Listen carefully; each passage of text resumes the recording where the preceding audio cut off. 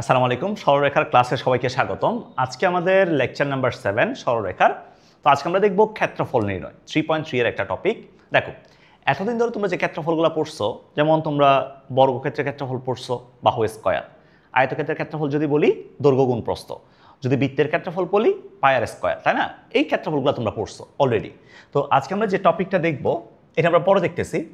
আজকে আমরা যে টপিকটা নিয়ে কথা বলবো এটা হচ্ছে বিন্দু থেকে ক্ষেত্রফল নির্ণয়। বিন্দু থেকে ক্ষেত্রফল নির্ণয়, এই বিন্দু থেকে ক্ষেত্রফল নির্ণয় যত ধরনের প্রবলেম আসবে, যেমন তোমার বিন্দু সবগুলো জানা থাকলে কিভাবে করব, একটা বিন্দু অজানা থাকলে কিভাবে করব, এই ধরনের যে প্রবলেমগুলো আছে সবগুলো আমরা আজকে এক ক্লাসে সলভ করব। ঠিক আছে?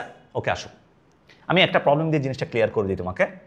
যেমন ধরো তোমাকে প্রথম যে ক্যাটাগরির ম্যাথগুলো আসবে, প্রথম ক্যাটাগরির ম্যাথে বলবে এই ধরনের প্রবলেমগুলো। যেমন এখানে তোমার কী দেওয়া আছে, এ বিন্দু তোমাকে দেওয়া আছে, বি বিন্দু তোমাকে দেওয়া আছে, সি বিন্দু দেওয়া আছে, ডি বিন্দু দেওয়া আছে এবং ই বিন্দু তোমাকে দেওয়া আছে। বলছে এই পাঁচটা শীর্ষ বিশিষ্ট পঞ্চভুজের ক্ষেত্রফল নির্ণয় করো। পঞ্চভুজের ক্ষেত্রফল নির্ণয় করো। তোমাকে পাঁচটা শীর্ষবিন্দু বলে দেওয়া আছে। এই পাঁচটা শীর্ষ বিশিষ্ট পঞ্চভুজের ক্ষেত্রফলটা তোমাকে বের করতে বলছে।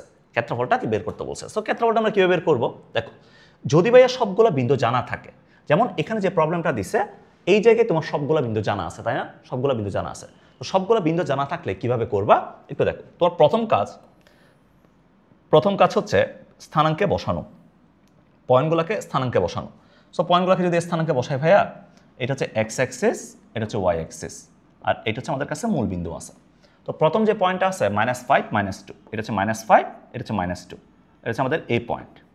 ঠিক আছে? এই পয়েন্ট -5 -2। এরপরে যে পয়েন্টটা আছে এটা কত? -2,5, এরপরটা হচ্ছে -2, এরপর হচ্ছে 5, -2,5। এই যে এই পয়েন্টটা, এটা হচ্ছে ধরো আমাদের -2,5 বিন্দু। এরপরটা কত আছে? 2,7, সি 2,7। এদিকে হচ্ছে 2 আছে আর এদিকে হচ্ছে 7 আছে, এটা হচ্ছে 2,7। ঠিক আছে? 2,7, এটা হচ্ছে সি বিন্দু 2,7। এরপর আছে ডি বিন্দু 5,1 আছে, এই বরাবর আছে ডি বিন্দু, এটা হচ্ছে 5,1। সো এটা হচ্ছে আমাদের ডি বিন্দু 5,1। তারপর আছে ভাইয়া ই বিন্দু 2,-4, 2,-4 আছে, 2,-4। সো 2,-4 ধরো এটা হচ্ছে আমাদের ই বিন্দু 2,-4। চতুর্ভাগ অনুসারে আমি পয়েন্টগুলোকে বসাইলাম আর কি। ঠিক আছে? এখন যদি আমি পয়েন্টগুলোকে যোগ করি ভাইয়া, পয়েন্টগুলোকে যদি আমি যোগ করি, দেখো পয়েন্টগুলোকে যদি যোগ করি বিসি, সিডি, তারপর হচ্ছে ডি, তারপর হচ্ছে এই, এরপর হচ্ছে বিএ। তা আমার কাছে একটা পঞ্চভুজ আসছে না? এই পঞ্চভুজটার ক্ষেত্রফলটা কত এটা তোমাকে বের করতে বলছে। তাহলে এটা আমরা করব শুলেস দিয়ে। ঠিক আছে? Shoelace method. তোমরা নিশ্চয়ই নাম শুনছো শুলেস মেথড কীভাবে কাজ করে। আমরা এখন যে মেথডটার কথা বলবো এটাকে বলি আমরা শুলেস মেথড। তোমরা কখনো জুতার ফিতা দেখছো বা শুলেস দেখছো? জুতার ফিতা কেমনে থাকে? জুতার ফিতা এই যে একটু আগে একটা ছবি দিছিলাম না, জুতার ফিতা থাকে এমনে, এই যে এমনে থাকে। একটা থাকে এদিকে, একটা এদিকে, একটা এদিকে, একটা এদিকে, এদিকে, এদিকে, মানে একটা ক্রস আকারে থাকে। জুতার ফিতা একটা ক্রস আকারে থাকে। তো আমাদের কাছে যে শুলেসটা আছে, শুলেস মেথড যেটা আছে, শুলেস মেথডটাও হচ্ছে এক্স্যাক্টলি সেম। এটা কিভাবে কাজ করে দেখো, শুলেস মেথডটা কিভাবে কাজ করে। হাফ ইন্টু প্রথমে হাফ ইন্টু মডুলাস। দেখো, তো আমরা কি করব, আমরা যে কোনো একটা পয়েন্ট থেকে যাত্রা শুরু করব। যেমন আমি যাত্রা শুরু করতে পারি ফর এক্সাম্পল এ থেকে শুরু করতে পারি, চাইলে হচ্ছে বি থেকে শুরু করতে পারি, চাইলে সি থেকে, ডি থেকে, যেখান থেকে ইচ্ছা শুরু করতে পারি। ধরো আমরা ফর এক্সাম্পল ই থেকে শুরু করলাম। ঠিক আছে? ই থেকে শুরু করলাম। তাহলে ই এ প্রথমের এক্স এর মানটা কত? 2। এরপরে ঘুরবো আমি অ্যান্টি ক্লকওয়াইজ। কাকে পাচ্ছি? ডিকে। এরপর হচ্ছে 5। এরপর কাকে পাচ্ছি? এরপর হচ্ছে 2। এরপর কাকে? -2। এরপর কাকে? -5। তারপরে কত? আবার 2, এগেইন 2। এটা আমরা পাইলাম, তাই না ভাইয়া? এটা কার মান? এটা হচ্ছে এক্স এর মান, সবগুলো হচ্ছে এক্স এর মান। সো ওয়াই এর মানগুলো যদি আমরা নিই, এটা হচ্ছে -4। এরপরে কত? এরপর হচ্ছে 1, -4 1। এরপর হচ্ছে 7। তারপরে হচ্ছে ভাইয়া 5। এরপরে হচ্ছে এটা কত ছিল? -2, তাই না? সি হচ্ছে 2,7, এটা ছিল, এ ছিল হচ্ছে -2, হ্যাঁ এটা হচ্ছে -2। এরপর আবার কত? এটা হচ্ছে -4, এই তো শেষ। ঠিক আছে? তো আমরা এক্স এর জন্য বাহিনী প্রস্তুত, ওয়াই এর বাহিনীটা প্রস্তুত। ওই তোমরা ক্লাস 9 যেটা করছিলে আর কি। তো এখন কি করব, এখন ক্রস ফায়ার করব। প্রথমে উপর থেকে নিচে যে ফায়ারগুলো আছে, উপর থেকে নিচে যে ফায়ারগুলো আছে এগুলো সবগুলো পজিটিভ। উপর থেকে নিচের ফায়ারগুলো সবগুলো কি, এগুলো সবগুলো পজিটিভ। উপর থেকে নিচে ফায়ারগুলো সবগুলো পজিটিভ ফায়ার, এগুলো হচ্ছে পজিটিভ ফায়ার। উপর থেকে নিচে ফায়ারগুলো সবগুলো পজিটিভ। এরপর নিচ থেকে উপরে ফায়ার যাবে না, নিচ থেকে উপরে ফায়ার, যেমন এটা একটা ফায়ার, এটা একটা ফায়ার, এটা একটা ফায়ার, এটা একটা ফায়ার, এটা একটা ফায়ার, এগুলো সবগুলো হচ্ছে নেগেটিভ। এগুলো সবগুলো নেগেটিভ, সবগুলো নেগেটিভ। নিচ থেকে উপরে ফায়ারগুলো হচ্ছে নেগেটিভ। তা এখন যদি আমি মানগুলো নিই ভাইয়া, এখানে মানগুলো যদি নিই হাফ ইন্টু মডুলাস, তো প্রথমে পজিটিভগুলো নাও 2, এরপরে হচ্ছে 35 প্লাস, এরপর কত, এরপর হচ্ছে 10, এরপর কত, এরপর হচ্ছে মাইনাস মাইনাসে প্লাস, প্লাস 4, তারপর আসবে প্লাস 20, প্লাস 20 আসবে। তো প্লাসগুলো নেওয়া শেষ, মাইনাসগুলো নাও, এরপর মাইনাসগুলো নাও। মাইনাস 4 5 20, একটা মাইনাস আছে, প্লাস 20 হয়ে যাবে। এরপর হচ্ছে মাইনাস 2, তারপরে প্লাস 14, প্লাস 14 হয়ে যাবে, প্লাস কত 25, প্লাস 25 হয়ে যাবে। এরপর কত প্লাস 2 ইন্টু মাইনাস 2 মিলে কত, 2 ইন্টু মাইনাস 2 মিলে হয়ে যাবে প্লাস 4, প্লাস 4, এটা হবে, তাই না ভাইয়া, এটা হবে। সো এখান থেকে তুমি ক্যালকুলেশন করতে পারবা না, হাফ ইন্টু মডুলাস, পজিটিভ মানটা নিবে অবশ্যই, মাইনাস আসলে এটাকে খাই ফেলবা, এখান থেকে যেটা আসবে এটা তোমাদের অ্যান্সার, ঠিক আছে। এটা ক্যালকুলেশন করে ফেলিও কত আসে এটা, ওকে, বুঝতে পেরেছ। সো যদি কখনো সবগুলো বিন্দু তোমার কাছে জানা থাকে, দেখো সবগুলো বিন্দু যদি তোমার কাছে জানা থাকে, সবগুলো বিন্দু যদি তোমার কাছে জানা থাকে, তাহলে আমরা প্রথমে চিত্র আঁকবো। দেখো প্রথমে আমরা চিত্রটা নিব, স্থানাঙ্ক আমরা চিত্রটা নিব, চিত্রটা নেওয়ার পরে আমরা শুলেস মারবো, চিত্রটা নেওয়ার পরে আমরা কি মারবো, চিত্রটা নেওয়ার পরে আমরা শুলেস মারবো। এটা হচ্ছে প্রথম ক্যাটাগরির ম্যাথ। যদি তোমার কাছে সবগুলো বিন্দু জানা থাকে, যদি সবগুলো বিন্দু জানা থাকে, প্রথমে আমরা স্থানাঙ্কে বসাবো, চিত্রটা আঁকবো, আঁকার পরে তারপরে কি মারবো, আঁকার পরে আমরা শুলেস মারবো। কথা ক্লিয়ার, ওকে। এরপর আসো সেকেন্ড ক্যাটাগরির ম্যাথে। যেমন তোমাকে এখানে যে প্রবলেমটা দেওয়া হয়েছে, খেয়াল করো তো ভাই, এই প্রবলেমটা কি তোমার কি বিন্দুগুলো জানা আছে? যেমন 2 - 1 একটা বিন্দু জানা আছে, a + 1 a - 3 a + 2 a, এটার ক্ষেত্রফলটা নির্ণয় করো, এটা তোমাকে বলছে। তাহলে ভাই এখানে কি আমার কাছে বলো এর মানটা কি জানা আছে? এর মানটা আমার জানা নাই। তা আমি যদি চাইও আমি কি বিন্দুগুলোকে স্থানাঙ্কে বসাইতে পারবো? স্থানাঙ্কে বসাইতে পারবো না, তাই না? স্থানাঙ্কে বসাইতে পারবো না। তো যদি বিন্দুগুলো জানা না থাকে, সবগুলো যদি বিন্দু জানা না থাকে, তাহলে আমরা কি করব, আমরা ডিরেক্টলি জুতার ফিতা মারবো বা ডিরেক্টলি শুলেস মারবো, ডিরেক্টলি শুলেস। তো ডিরেক্টলি শুলেস কেমনে ইউজ করে দেখো, ডিরেক্ট শুলেস কেমনে ইউজ করে, ডিরেক্ট শুলেস ইউজ করা হচ্ছে হাফ ইন্টু সেম আগের মতো মডুলাস আমরা নিলাম। এটাকে অনেকে মডুলাস মনে করে না, বাট আমি মডুলাস মনে করি, কারণ ক্ষেত্রফল নেগেটিভ হবে না।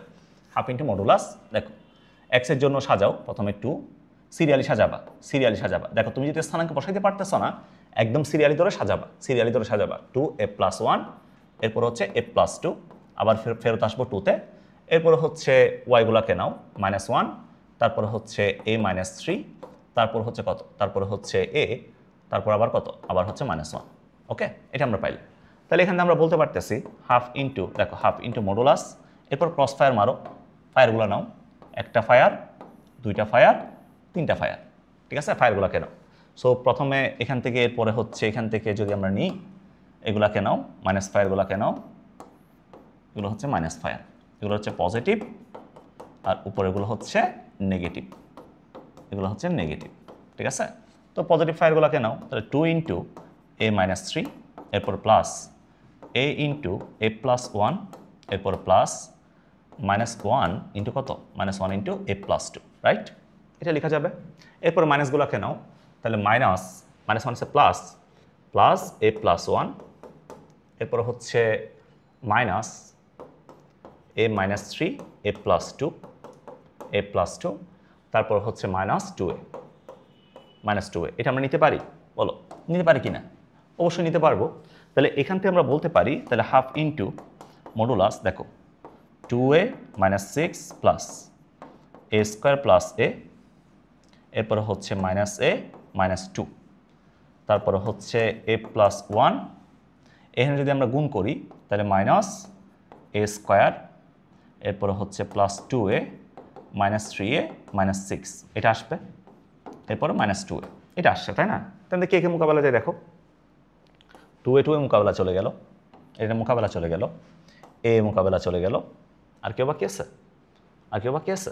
দেখো আর কেউ বাকি আছে কিনা। তাহলে এখান থেকে আমরা লিখতে পারবো হাফ ইন্টু মডুলাস -6 -2 মিলে কত -8, এটা মিলে হচ্ছে -8 আসবে, তাই না? -8 আসবে। আচ্ছা -8 আসলো।